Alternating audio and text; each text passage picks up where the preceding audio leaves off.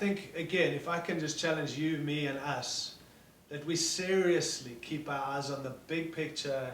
We make sure we're functioning out of partnership with God first.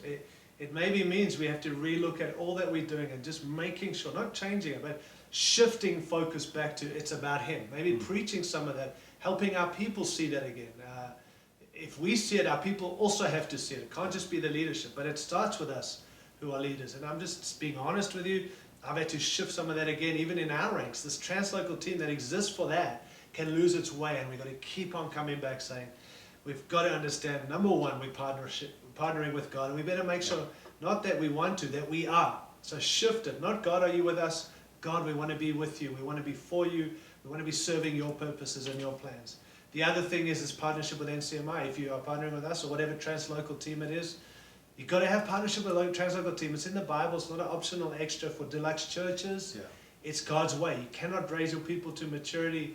You cannot see the church equipped and obviously be buying into the bigger picture if you're not connected to someone or translocal team that comes in and goes out and puts these things on that you can get to nations and regions. And so again, if it's part of what we're doing, can I be bold enough to come in and say, what can I get? Come in and say, what can we bring? It's not about us. You've got to understand that. We're not about NCMI, we're about the King and the Kingdom. But we are a vehicle called NCMI that God's given, 40 years history. Not always been awesome, but it's been God. And we just want to keep it God and keep it functioning in what God intended. And so make sure you partnership and reality, and you're buying in and you're getting guys in and you're praying for us, pray for the nations, pray for regions. Take ownership for what God's doing around the world and in your city and in your region. And then thirdly, obviously, our individual partnership with each other in local churches. And we didn't touch a lot on that, but it's strategic because the local church needs to understand every individual in our church, in your church, in the church Jesus is building, has to understand they play a vital role in making up who that church is. And so when you be a base, you've got to understand every local church has responsibility. Every individual has not just to come and get, but also to come and give. The same thing. And you can see that as the early church. You can see that in the Antioch church. I mean, they were a priesthood of all believers was real. It wasn't an add-on or on their website. It was they operated as priesthood. The gospel was preached. Everyone preached the gospel. They carried responsibility. They owned the mandate from heaven together. They all played a role. Not the same role, but they all played a role. Yeah. And they weren't just takers, they were givers. And if I can just land with these three words, if you lead a local church, I believe it should be obviously centered around Jesus Christ. But get these words in and build according to this, I think, if you're going to be a base. Number one is focus on your gatherings. A local church is called to gather. And so focus on what your gatherings are and the gatherings you have.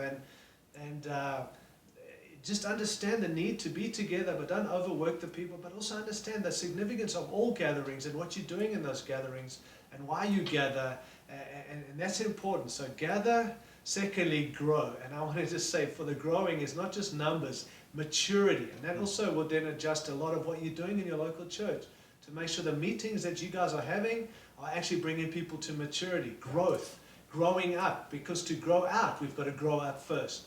And so maturity is something most people don't talk about, but base churches are focused on maturing saints to bring them to that place, equipping them to be who God's called them to be. So gather, grow, and lastly go.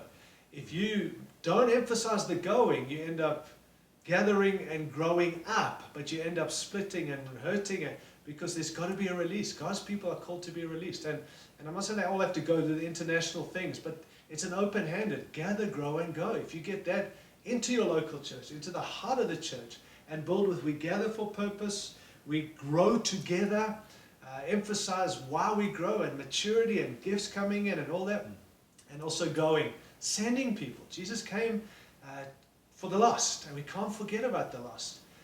We've got to be open-handed, sending people to go and plant churches, churches planting churches, also sending people into everyday life, equipping them to go and be ministers and missional, living sent, rather than having once a week meetings and hoping people get saved. Now, I know these are obvious, but I don't know if we're intentional enough or even have the heart at times.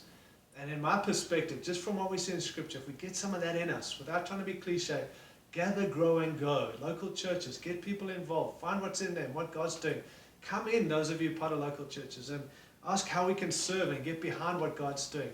pastors, make sure you focus on what God's doing and work in partnership with the team, and let's all get the job done, and let's see more churches become bases, and let's see more base churches being planted in our time and in our season. And so, yeah, we'll be praying for you guys. We trust some of our discussion is helpful. I wouldn't say all of it, but we've had a lot of good time enjoying doing this, and I hope it can be helpful for you. And we realize we're some of many who are doing something, and we're just grateful to God for our friendship and our partnership. Thanks for the time, Chris, and interviewing and just talking us through this. And God bless you guys. We appreciate you very much. Take care.